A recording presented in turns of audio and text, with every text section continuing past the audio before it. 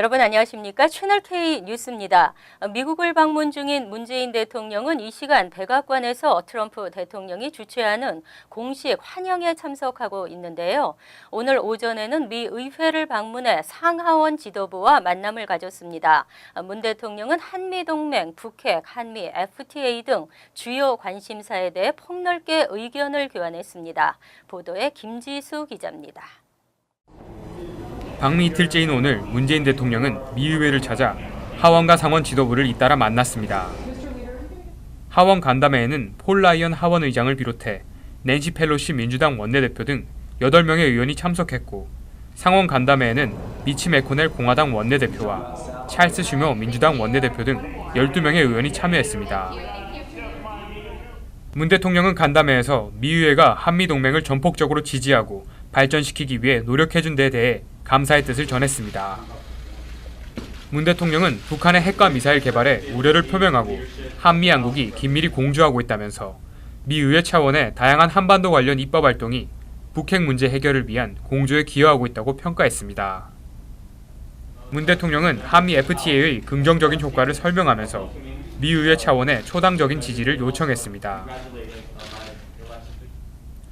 문재인 대통령은 오늘 저녁에는 백악관에 열리는 공식 환영 만찬에 참석하고 있습니다. 트럼프 취임 후 외국 정상 부부가 참석하는 첫 번째 만찬입니다. 내일은 한미 정상회담이 예정되어 있습니다. 양국이 어떤 합의점을 찾을지 관심이 모아지고 있습니다. 채널K 뉴스 김지수입니다. 그레이스맹 의원은 트럼프 대통령에게 입대 취소 검토에 따라 추방 위기에 몰린 메브니 지원자들을 보호해달라고 촉구했습니다. 이들은 나라와 약속한 것이며 이들을 보호하는 것이 미국을 더욱 위대하게 만드는 것이라고 호소했습니다. 국방부가 메브니 프로그램을 통해 미군에 입대한 1,800여 명에 대한 입대 결정 취소를 검토 중인 것으로 알려져 파장이 일고 있습니다. 26일 맹 의원은 트럼프 대통령에게 서한을 보내 국방부의 메브니 프로그램에 의해 입대 허가를 받고도 입대 취소 검토에 따라 추방 위기에 직면한 지원자 1,000여 명에 대해 이들을 추방해서는 안 된다는 뜻을 전했습니다. 맹 의원은 지원자들은 미국 시민을 보호하겠다며 입대 신청을 했고, 국방부가 이들과의 약속을 존중해야 한다며 메브니 프로그램을 통한 군 입대자들이 시민의 안전을 위해 봉사하고 그 의무를 마친 뒤 이 땅에서 계속 살 수 있도록 하는 것이야말로 미국을 더욱 위대하게 만드는 일이라고 강조했습니다. 메브니 프로그램은 다카 대상자나 비자 소지자에게 입대를 전제로 시민권을 부여하는 제도지만 최근 국방부 내부 문건에 따르면 국방부는 메브니 지원자 1,000여 명의 입대 취소를 검토하고 있습니다.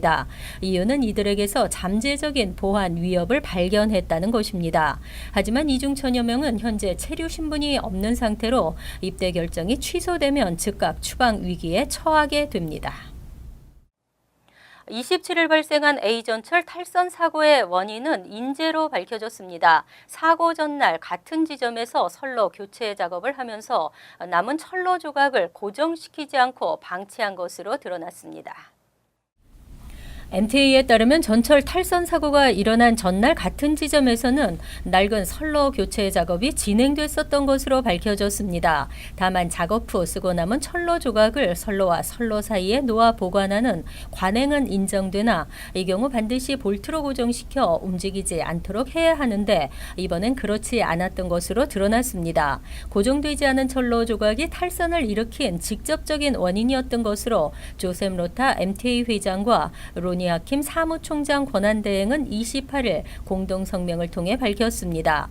MTA는 이번 사고를 수리작업 관리자들의 부실한 감독에 의한 인재로 판단하고 해당 구역 선로 교체 작업 등에 투입됐던 슈퍼바이저 2명을 정식 징계 심의가 열릴 때까지 잠정 무급 정직 조치했습니다. 그러나 수리직원 노조 측은 정확한 사고 경위 조사가 끝나기도 전에 작업자들에게 책임을 돌리고 있다며 반발했고, 전철선로 슈퍼바이저 협회도 같은 이유로 MTA를 비난하고 나섰습니다. 한편 사고 다음 날 오전부터 A, B, C, D 전철 노선은 정상을 되찾아 현재 엄청난 지연 사태가 이어질 것이라는 예상과는 달리 큰 차질 없이 정상 운영되고 있는 것으로 알려졌습니다. 앞으로 항공 안전 조치와 함께 미국행 항공기와 승객에 대한 보안 검색이 더욱 강화됩니다. 새 항공 보안 대책은 105개국 280개 도시 180개 항공사에 적용됩니다. 28일 연방국토안보부는 새 항공 보안 대책을 발표하고 미국으로 들어오는 항공기와 승객에 대한 검색 절차를 대폭 강화한다고 밝혔습니다. 이에 따라 외국 항공사의 공항과 항공기 주변은 물론 승객에 대해 한층 강화된 검색 절차가 도입됩니다. 또한 자체 항공 안전 조치도 대폭 강화됩니다. 국내 항공에 대해서도 같은 조치가 취해지며 폭발물 탐지견 확대와 첨단 검색 시스템 확대, 안전구역을 확대합니다. 국토안보부는 우선 피닉스 스카이 하버 국제공항의 한 검색대에 컴퓨터 단층 촬영 장치 스캐너를 처음으로 도입한 뒤 강화된 검색 절차를 세부적으로 알릴 예정입니다. 이번 새 조치는 105개국 280개 도시 180개 항공사에 일평균 2천여 편의 비행기에 적용될 예정입니다. 국토안보부는 새 보안 조치를 이행하지 않는 항공사에 대해서는 랩탑 등 전자기기의 반입을 원칙적으로 금지한다는 방침입니다. 하지만 새 보안 조치를 이행하는 항공사에 대해서는 기존의 전자기기 반입 금지 조치를 해제할 수 있다고 밝혔습니다. 북한에 장기간 억류됐다가 의식불명 상태로 송환된 후 숨진 미 대학생 오토 원비어 사망 사건과 관련 강한 대북 여론이 들끓고 있습니다. 미국은 북한에 어떤 형태로든 행동을 취해야 한다는 여론이 강한 것으로 나타났습니다. 29일 USA 투데이가 서퍽 대학과 공동으로 24에서 27일 등록 유권자 1000명을 대상으로 유무선 전화 여론조사를 실시한 결과 응답자의 49%는 트럼프 행정부가 원비어 사망과 관련해 북한을 벌하기 위해 행동을 취해야 하는가라는 질문에 그렇다라고 답했습니다. 응답자의 35%는 동의하지 않는다고 했고 나머지 16%는 결정하지 못하겠다고 답했습니다. 행동을 취해야 한다는 응답자의 3분의 2가량은 더 강력한 경제 제재가 필요하다고 답했습니다. 10명 중 4명은 미국이 북한 여행을 금지해야 한다고 했습니다. 하지만 군사적 행동을 고려해야 한다는 응답은 17%에 그쳤습니다. USA 투데이는 미국인들이 트럼프 행정부의 행동을 촉구하면서도 군사적 위협을 가하는 것에는 주저하는 측면이 있다고 분석했습니다. 한 설문 참가자는 군사적 행동까지 감행한다면 실수가 될 수도 있다고 지적했습니다. 클린턴 행정부 시절 대북 특사로 활동한 웬디 셔먼 전 국무부 정무차관은 USA 투데이에 북한에 벌칙을 가하기 위한 단계를 밟아가야 한다며 더 포괄적인 전략, 가능한 수단을 고안해야 한다고 말했습니다. 뉴저지주 유급 간병 출산 휴가 법안이 확대됩니다.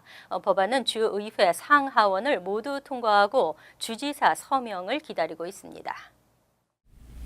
26일 주 상하원은 뉴저지 유급간병 출산휴가 보험제도의 확대안을 통과시켰습니다. 법안은 휴가 기간을 현재 최대 6주에서 12주로 확대하고 보험급여는 주당 최대 633달러에서 932달러로 인상했으며 대상도 형제나 조부모, 손주, 배우자, 부모까지 확대했습니다. 뿐만 아니라 법안의 의무화를 20인 이상의 기업으로 확대했습니다. 현재는 자녀나 부모, 배우자, 동거인 등에 한해서만 건강상의 이유가 발생할 경우 유급휴가 혜택을 받을 수 있고 50인 이상 기업에 한해서만 의무화가 주어졌습니다. 주의회는 실제 필요에 의해 제공되는 휴가 기간이나 급여, 범위 등이 제한적이라고 지적했습니다. 법안은 이로써 크리스티 주지사의 서명을 기다리게 됐습니다. 하지만 크리스티 주지사는 법안의 확대로 고용주들이 큰 부담을 가질 수 있다며 우려하고 있습니다. 민주당 측은 가족 건강 악화나 출산 시 충분한 휴가와 급여를 제공하는 것은 오히려 근로자의 업무 능력을 높일 것이라고 주장했습니다. 또 현재 프로그램 운영 비용은 주내 사업체에서 일하는 근로자 급여의 일정 부분을 공제해 충당하고 있는데 그간 쌓인 기금이 많아 재정 문제도 없다는 입장입니다. 가장 많은 성조기와 핫도그가 팔리며 7천만 명이 바베큐를 즐기는 날 독립기념일입니다. 올해도 전국적으로 화려한 불꽃놀이 축제가 펼쳐집니다. 뉴욕은 전 세계적으로 구경거리인 메이시스 불꽃놀이, 뉴저지에서도 곳곳에서 불꽃놀이를 보실 수 있습니다. 2017년 7월 4일 241번째 독립기념일입니다. 세계 최대 규모를 자랑하는 메이시스 불꽃놀이는 7월 4일 오후 9시 25분부터 맨해튼 24에서 41 스트리트 구간에서 펼쳐지며 이스트리버에 정박한 총 5개의 바지선에서 25분간 폭죽을 쏘게 됩니다. 퀸즈 지역에서는 아스토리아 지역 개발연합이 29일 오후 7시 30분부터 9시 40분까지 아스토리아 팍에서 불꽃놀이와 함께 다양한 축하 공연을 개최할 예정입니다. 브루클린 코니 아일랜드에서도 30일 오후 9시 30분부터 보드워크 주변에서 대규모 불꽃놀이 행사를 열 예정입니다.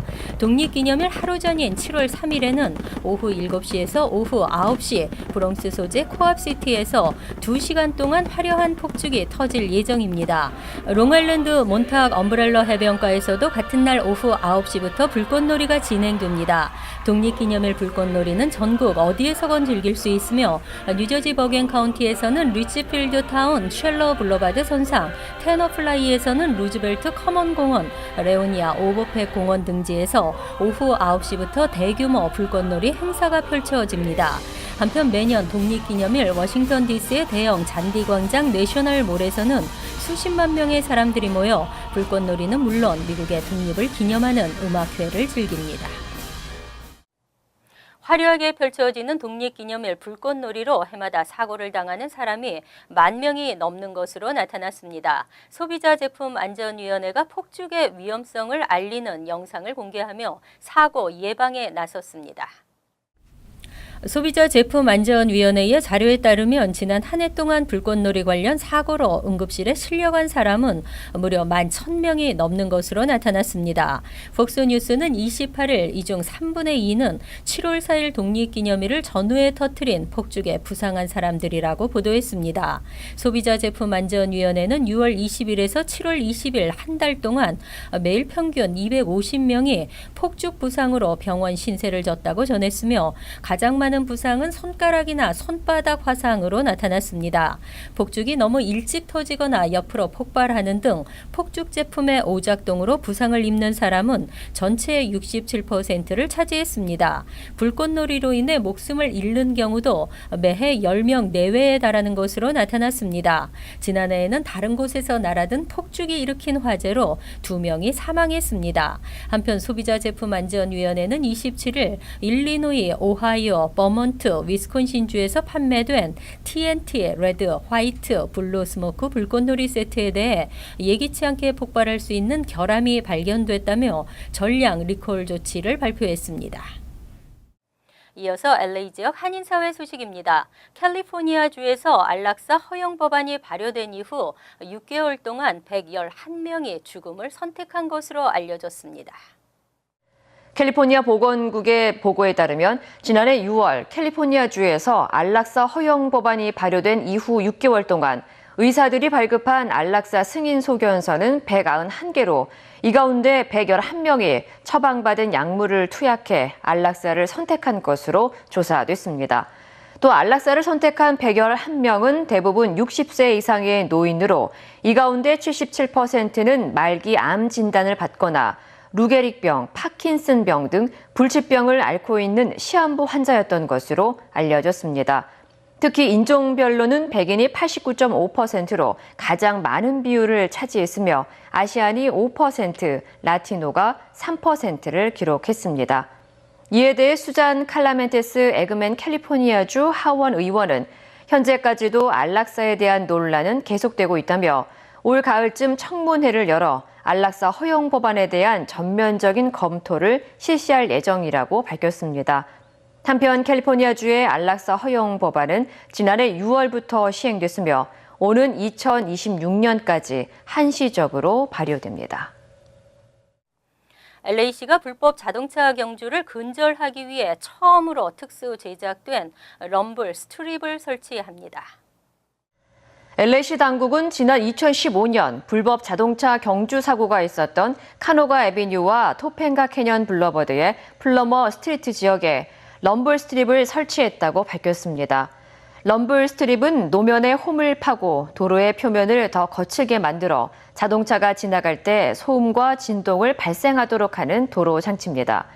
이에 대해 미첼 잉글랜더 LA시 의원은 럼블 스트립 설치로 도로에서의 불법 자동차 레이싱을 차단하는 한편 앞으로 이 같은 과속 방지를 위한 제한 장치 설치 지역을 확대해 나갈 방침이라고 덧붙였습니다. 간추린 소식입니다. 미주 한인회 총연합회가 또다시 두 개의 단체로 나뉘어졌습니다. 미주 총연조정위원회는 24일 임시 총회를 열어 현 김재권 회장의 총회장 직무를 정지시키고 제27대 회장으로 박균희 전 이사장을 선출했습니다. 미주 총연은 수년 전부터 서로 법적 소송을 벌이는 등 잦은 분기로 미주 동포사회의 지탄을 받아오고 있습니다. 한인회로는 처음으로 뉴욕시 주류구 커미셔너에 임명됐던 케빈 킴 변호사가 7월 1일부터 뉴욕 시립대 이사에 임명됐습니다. 한인이 큐니 이사로 임명된 것은 김 변호사가 처음입니다.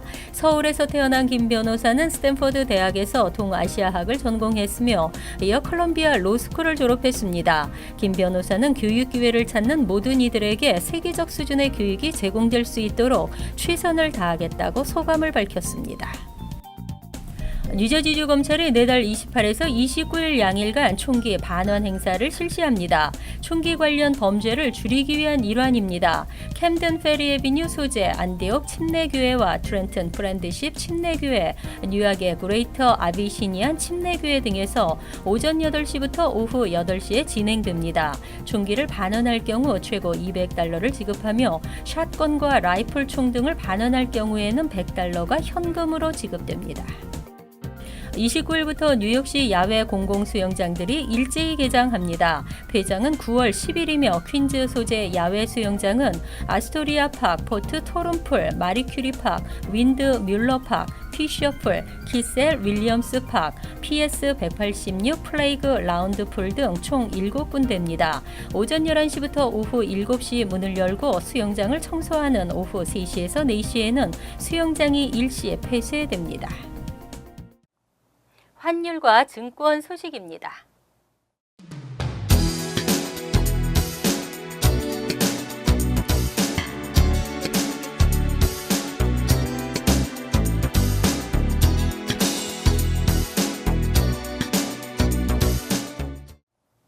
이어서 날씨입니다.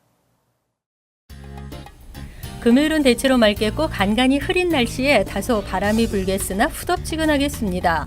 낮 최고 기온은 90도, 섭씨 32도, 밤 최저 기온은 75도, 섭씨 24도로 예상됩니다. 토요일도 후덥지근한 날씨에 가끔 흐리겠습니다. 일요일은 대체로 흐리겠고 곳에 따라 번개도 치겠습니다. 이상으로 채널K 뉴스를 마칩니다. 채널K와 함께 편안한 하루 되시기 바랍니다.